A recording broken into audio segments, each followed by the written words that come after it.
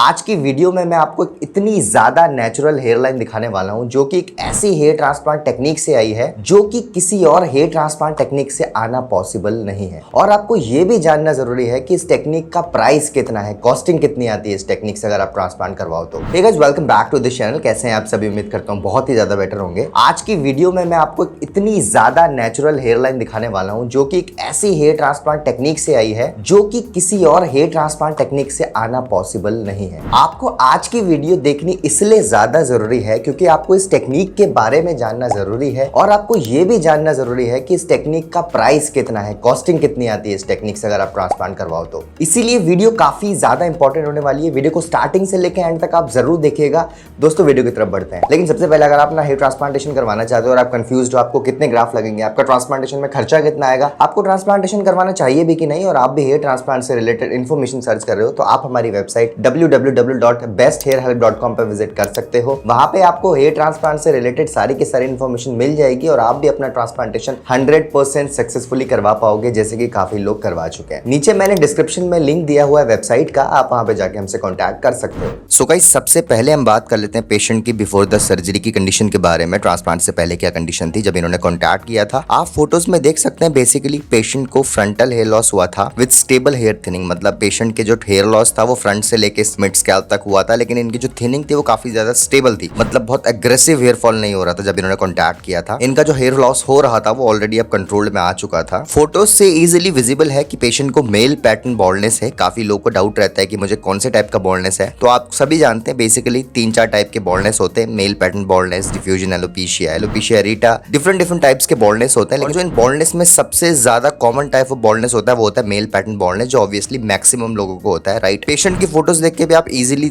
Detect कर सकते हो कि पेशेंट को मेल पैटर्न बॉल्डनेस था। और hair transplantation male pattern baldness के लिए सबसे अच्छा ऑप्शन अवेलेबल होता है। अगर हम बात करें टेम्पल्स की तो आप टेम्पल्स देख सकते हैं बिल्कुल नॉर्मल हैं, बहुत ज्यादा रिसीडेड टेम्पल्स नहीं थे। पेशेंट की एज एक्चुअली 32+ थी, तो इस एज के हिसाब से टेम्पल इनका काफी ज्यादा अच्छे थे। इनको टेम्पल क्रिएशन की बेसिकली जरूरत थी ही नहीं। अगर मैं बात करूं क्वालिटी ऑफ हेयर की तो वो काफी ज्यादा इंप्रेसिव थी। मतलब आप फोटो में देख सकते हैं काफी ज्यादा अच्छी हेयर क्वालिटी थी, जिस वजह से इनका जो हेयर लाइन आई आफ्टर ट्रांसप्लांटेशन वो काफी ज्यादा नेचुरल आई। काफी लोग पूछते हैं कि अगर हमारी हेयर क्वालिटी अच्छी नहीं है तो क्या रिजल्ट नेचुरल नहीं आएगा? तो देखिए ऐसा नहीं होता। अब बेसिकली होता क्या है, देखिए बेसिकली होता क्या है कि अगर आपकी हेयर क्वालिटी अच्छी है तो ये एक बेनिफिट हो जाता है आपको, जो भी आपका ट्रांसप्लांटेशन कर रहे हैं उनके लिए, ताकि उसमें बेसिकली हेयर का जो प्लेसमेंट होता है वो इजीली हो जाता है। लेकिन आपकी हेयर क्वालिटी अगर ज्यादा अच्छी नहीं है, राइट, फिर भी आपका अच्छा रिजल्ट आ सकता है अगर आपके ट्रांसप्लांटेशन के टाइम प्लेसमेंट ऑफ ग्राफ्ट का अच्छे से ख्याल रखा गया, सॉर्टिंग ऑफ ग्राफ्ट अच्छे से करी गई, कहाँ पे कौन से ग्राफ्ट लगने, कहाँ पे मल्टी हेयर फॉलिकल लगने, कहाँ पे सिंगल हेयर फॉलिकल लगने, वो सारे चीजों का अच्छे से ध्यान रखा गया, तो आपकी हेयर क्वालिटी अगर खराब भी होगी फिर भी बहुत अच्छा रिजल्ट आपका आएगा। पेशेंट की हेयर क्वालिटी काफी ज्यादा अच्छी थी, जिस हिसाब से आप देखिए हेयर लाइन मार्किंग भी इनकी काफी अच्छी तरीके से करी गई थी। फेशियल स्ट्रक्चर के हिसाब से हेयर लाइन डिजाइन हुआ है, आप फोटोज में देख सकते हैं। एज ग्रुप भी काफी ज्यादा मैटर करता है एक्चुअली। आप जब यंगर पेशेंट्स को देखते हो, जब आप यंगर पेशेंट के रिजल्ट देखते हो तो आप हमेशा एक चीज नोटिस करना, उनकी हेयर लाइन थोड़ी अग्रेसिव बनाई जाती है, राइट। अगर फर्स्ट सेकंड ग्रेड का बॉल्डनेस ऑलरेडी उनका है, मतलब इतना बड़ा बॉल्डनेस भी नहीं है, तो उनकी ऑब्वियसली हेयर लाइन थोड़ी अग्रेसिव बनाई जाती है क्योंकि उस एज ग्रुप के हिसाब से वो हेयर लाइन ज्यादा नेचुरल लगती है, राइट। अगर 22-23 साल की उम्र में ही आपकी हेयर लाइन ऊपर बना दी जाए तो वो बॉल्ड लगता है, राइट, उस एज ग्रुप के हिसाब से। सो उस एज ग्रुप में आपकी हेयर लाइन थोड़ी अग्रेसिव बनाई जाती है, whereas in the case of higher age groups, like आप 30 साल से ऊपर हो, आप 40 साल से ऊपर हो, तो आपकी हेयर लाइन थोड़ी एग्रेसिव कम बनाई जाएगी, राइट। आपकी थोड़ी रिसीडेड टाइप हेयर लाइन बनाई जाएगी ताकि वो नेचुरल लगे उस एज ग्रुप के हिसाब से। अब काफी लोग ये बोलेंगे फोटोज में देख के कि इनके ऑलरेडी एग्जिस्टिंग हेयर थे बीच में, तो इनका ट्रांसप्लांटेशन करवाने की जरूरत ही क्या थी, इनकी तो पीआरपी और मेडिसिन से अच्छी खासी ग्रोथ आ जाती। तो देखिए ऐसा सारे केसेस में पॉसिबल नहीं होता। अगर आप इनकी बात करें स्पेशली, तो इनके मिड स्कैल्प पे जो हेयर है वो काफी ज्यादा थिन आउट हो चुके हैं। मतलब इसमें मिनॉक्सिडिल और पीआरपी से इफेक्ट तो पड़ेगा, लेकिन ये जो बाल हैं वो वहीं के वहीं रहेंगे, इसमें डेंसिटी इंक्रीमेंट के चांसेस बहुत ज्यादा कम होते हैं। वेयर एज अगर आपके मिड स्कैल्प में थोड़े अच्छे डेंसिटी में हेयर है और आपके एग्जिस्टिंग हेयर बीच में है तो उस एरिया को कभी नहीं छेड़ा जाता, वहां पे ट्रांसप्लांटेशन रिकमेंडेड नहीं होता। लेकिन अगर आपके मिड स्कैल्प में थोड़े बहुत बाल बचे हुए हैं और वो काफी ज्यादा थिन आउट ऑलरेडी हो चुके हैं तो वहां पे ट्रांसप्लांटेशन करने की रिक्वायरमेंट होती है, क्योंकि अगर आप ट्रांसप्लांटेशन नहीं करोगे तो वो बाल तो वहीं रहेंगे आप पीआरपी मेडिसिन से, लेकिन उसकी density rest of the hair की डेंसिटी से हमेशा कम रहेगी और आपको बीच में लगेगा कि बॉल्डनेस आ रही है। सो उस चीज का फायदा नहीं होता, इसीलिए मिड स्कैल्प में भी इन पेशेंट का ट्रांसप्लांटेशन हुआ। और आप देख सकते हैं आफ्टर ट्रांसप्लांटेशन के बाद इन्होंने जयपुर में एक बहुत ही अच्छे क्लिनिक से अपना हेयर ट्रांसप्लांटेशन करवाया। लगभग 4000 ग्राफ्ट्स इनके लगाए गए, राइट, 4000+ ही ग्राफ्ट्स लगे हैं। फ्रंट एरिया से लेके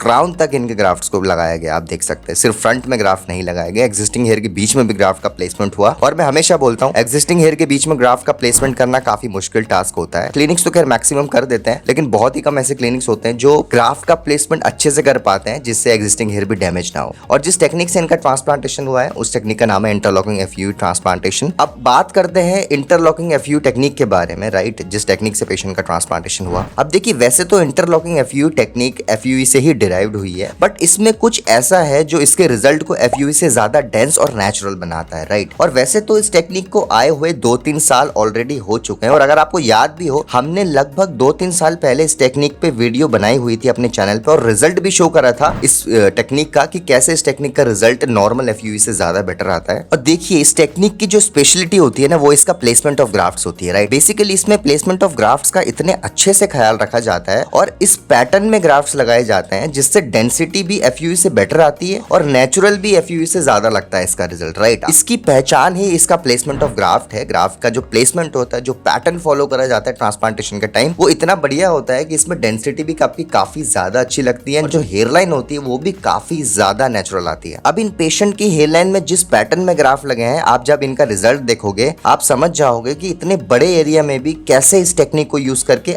अच्छी डेंसिटी आना पॉसिबल है। और ये टेक्निक उन सभी के लिए काफी ज्यादा हेल्पफुल होती है जिनके पास डोनर लिमिटेड होता है और इनका बॉन्डनेस लेवल काफी ज्यादा बड़ा होता है, राइट। और इन पेशेंट का केस भी कुछ ऐसे ही था, इनका बॉन्डनेस काफी ज्यादा हो चुका था और उनके पास एक लिमिटेड डोनर एरिया था। हेयर की क्वालिटी ऑल्दो बहुत अच्छी थी, लेकिन लिमिटेड डोनर एरिया इनके पास था और बॉन्डनेस काफी ज्यादा बड़ा हो चुका था, इसीलिए इन्होंने इस टेक्निक से ट्रांसप्लांटेशन किया। और लेकिन अगर हम बात करें ट्रांसप्लांटेशन से 8 महीने बाद की, तो आप देख सकते हैं बहुत ही अच्छा पेशेंट का रिजल्ट आया है। अगर हम सबसे पहले बात करते हैं पेशेंट की डेंसिटी की, तो आप देख सकते हैं इतने ज्यादा बॉन्डनेस के बावजूद भी इतनी अच्छी डेंसिटी देना सिर्फ इसी टेक्निक से पॉसिबल है। आप देख सकते हैं बहुत ही अच्छी डेंसिटी आई है। एग्जिस्टिंग हेयर की डेंसिटी जैसे मैंने स्टार्टिंग में बताया था, अगर एग्जिस्टिंग हेयर में ट्रांसप्लांटेशन नहीं होता ना, तो जो ये डेंसिटी आप देख रहे हो ये एग्जिस्टिंग हेयर की डेंसिटी से मैच नहीं करती। एग्जिस्टिंग हेयर वाला एरिया बिल्कुल बॉल्ड लगता है इसके हिसाब से, राइट। इसीलिए एग्जिस्टिंग हेयर में भी ग्राफ्ट्स लगाए गए और आप देख सकते हैं डेंसिटी पूरी मैच कर रही है। अगर मैं फ्रंट की डेंसिटी को मैच करूं क्राउन से तो बिल्कुल मैच कर रही है, फ्रंट की डेंसिटी साइड हेयर से बिल्कुल मैच कर रही है, डोनर पूरा कवर हो चुका है। इन शॉर्ट डेंसिटी काफी ज्यादा अच्छी आई है इंटरलॉकिंग एफयू टेक्निक से। और अगर हम बात करें हेयर लाइन के बारे में, तो आप देख सकते हैं हेयर लाइन काफी ज्यादा नेचुरल लग रही है। स्पेशली मैं हेयर लाइन की बात करूं तो आप देख सकते हैं जैसे कि मैंने स्टार्टिंग में आपको बताया था कि इंटरलॉकिंग एफयू टेक्निक में प्लेसमेंट ऑफ ग्राफ्ट का काफी अच्छे से ख्याल रखा जाता है। आप हेयर लाइन को देख सकते हैं, पेशेंट की हेयर लाइन में प्लेसमेंट ऑफ ग्राफ्ट का काफी अच्छे से ख्याल रखा गया, राइट। सॉर्टिंग ऑफ ग्राफ्ट का काफी अच्छे से ख्याल रखा गया। फ्रंट में सिंगल एयर फॉलिकल लगाए गए, राइट, मल्टी एयर फॉलिकल का बीच में इस्तेमाल किया गया। सो इन्हीं चीजों को कंबाइन करके जो हेयर लाइन आई है वो काफी ज्यादा अच्छी आई और आप देख सकते हैं कोई भी देख के डायरेक्ट नहीं कर सकता ये ट्रांसप्लांटेड हेयर लाइन है, राइट। सो इसीलिए आज की वीडियो में मैं आपको दिखाना चाहता था कि कैसे इंटरलॉकिंग एफयू टेक्निक एफयूई से ज्यादा बेटर है in terms of hairline and density, right. कैसे सिर्फ प्लेसमेंट ऑफ ग्राफ्ट की वजह से ये नॉर्मल एफयू से ज्यादा बेटर हो जाते हैं और इसके रिजल्ट्स नॉर्मल एफयू से ज्यादा बेटर आते हैं। और आप देख सकते हैं कितनी ज्यादा अच्छी डेंसिटी आई और कितनी ज्यादा नेचुरल हेयर लाइन लग रही है, राइट। सो गाइस हम हमेशा इसीलिए बोलते हैं कि आप जब भी ट्रांसप्लांटेशन करवाओ आप मेक श्योर करो आप एक अच्छे क्लिनिक से ट्रांसप्लांटेशन कराओ और एक अच्छी टेक्निक से ट्रांसप्लांटेशन कराओ, ताकि आपका रिजल्ट भी एक नेचुरल लुकिंग आए, राइट। हम ट्रांसप्लांटेशन बेसिकली करवाते ही इसलिए कि ताकि हमारा लुक जो है वो नेचुरल लगे, राइट। अगर हमें नेचुरल लुक की ज्यादा परवाह ही नहीं होती तो हर कोई विग ही पहनता आज की डेट में, राइट। पैचेस विग्स इसलिए लोग नहीं जाते उस तरफ क्योंकि उसमें जो लुक होता है, जो अपीयरेंस होता है वो इतना नेचुरल नहीं होता as compare to hair transplantation. Patient is really happy with the result. आज से 8 महीने पहले जब ये हेयर ट्रांसप्लांटेशन करवाना चाहते थे तो इनकी एक्सपेक्टेशन भी इतनी ज्यादा नहीं थी, मतलब इन्हें नेचुरल लुक चाहिए था लेकिन इन्होंने एक्सपेक्ट नहीं किया था कि इतना ज्यादा नेचुरल लुक आएगा। Patient is really happy with the result. So guys ये थी आज की वीडियो। उम्मीद करता हूँ आपको आज की वीडियो पसंद आई होगी। अगर आपको आज की वीडियो पसंद आई है तो हमारी वीडियो को लाइक करिए, अपने फ्रेंड्स के साथ ज्यादा से ज्यादा शेयर करिए एंड अगर आप फर्स्ट टाइम हमारे चैनल में आ रहे हो तो चैनल को सब्सक्राइब कर दीजिए क्योंकि आने वाले टाइम में बहुत सारी ऐसी वीडियोस लाने वाले हैं जिनकी नोटिफिकेशन डायरेक्टली आपके फोन में पहुंच जाएगी। Thank you so much for watching guys.